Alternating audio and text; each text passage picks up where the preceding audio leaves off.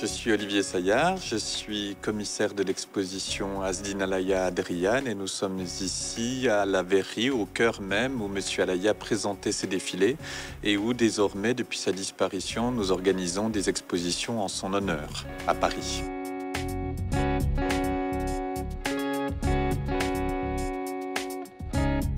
Alors l'exposition qui a lieu actuellement est différente de celle que nous avons présentée par le passé, qui était uniquement consacrée à Asdin Alaya, couturier. Et ici, c'est la première fois que nous présentons une autre facette d'Asdin Alaya, le collectionneur. Alaya avait une grande passion pour l'histoire de la mode et il a essayé d'acquérir un patrimoine qui est très important, qui est très riche, de tous les couturiers qu'il admirait du XXe siècle.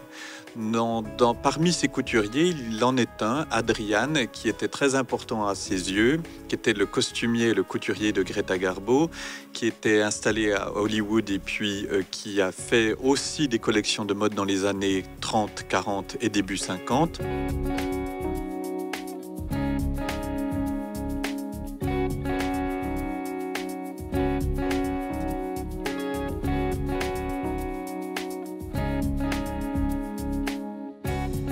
En fait, l'exposition Adrian Alaya a lieu ici même où M. Alaya avait l'habitude de présenter ses collections.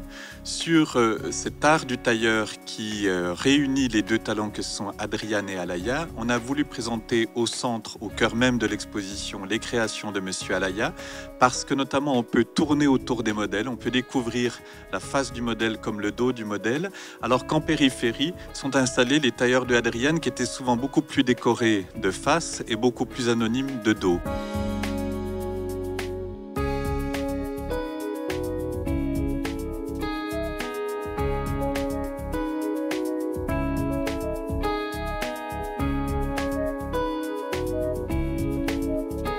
La scénographie, c'est une scénographie de Chris Roux qui est toujours associée aux expositions de la Fondation Alaya. C'est dans un échange d'idées très libre et très amical que nous le concevons avec, ceci dit, une exigence que nous avons, c'est de ne pas montrer les modèles sous vitrine. On tient à ce que les visiteurs aient un rapport très particulier et très étroit avec les œuvres. C'est ce qui nous conduit.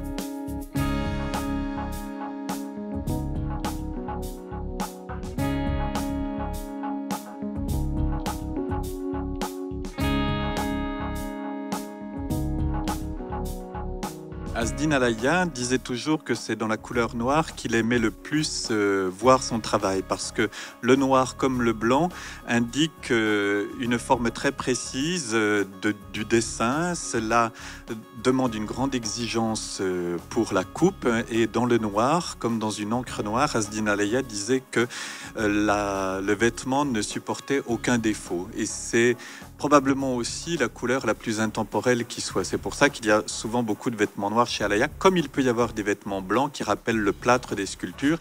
Et il ne faut pas oublier aussi que Asdin Alaya avait une formation de sculpteur à l'école des Beaux-Arts de Tunis, et donc c'est donc dans la matière monochrome qu'il s'est exercé pendant longtemps. Et on peut retrouver cette influence de la sculpture toujours dans son travail.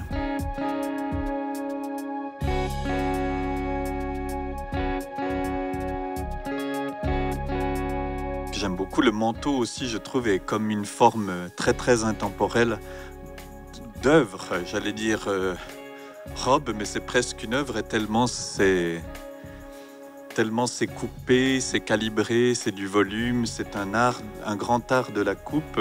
C'est une forme très simple, c'est ce qu'il y a de plus dur à faire en haute couture. Et c'est, je trouve, quelque chose, c'est comme un fauteuil de Le Corbusier ou de Ims. Un manteau d'Alaya, c'est aussi intemporel qu'une œuvre d'architecture ou de design.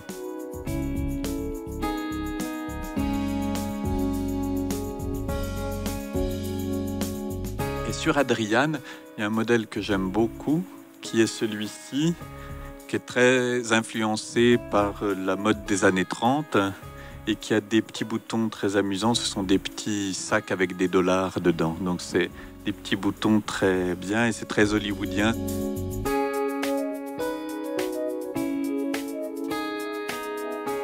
On a ouvert une deuxième salle avec une partie bibliographique pour avoir des repères sur la vie de Monsieur Alaya, sur son itinéraire, sur son parcours. Et puis, il y a un film assez émouvant qui est un film qui a été réalisé par Sarah Moon après la disparition de Monsieur Alaya sur la dernière collection qu'il a présentée. Et puis, des repères chronologiques, des photographies sur cette vie riche en travail, en rencontres et en succès.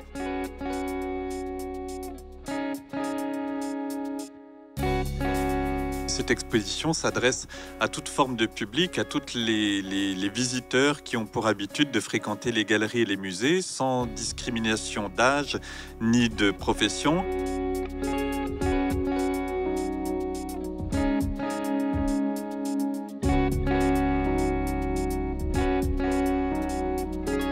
Et je crois que ça plaît particulièrement aux visiteurs très jeunes qui continuent, je l'espère, de rêver devant une ambition de mode.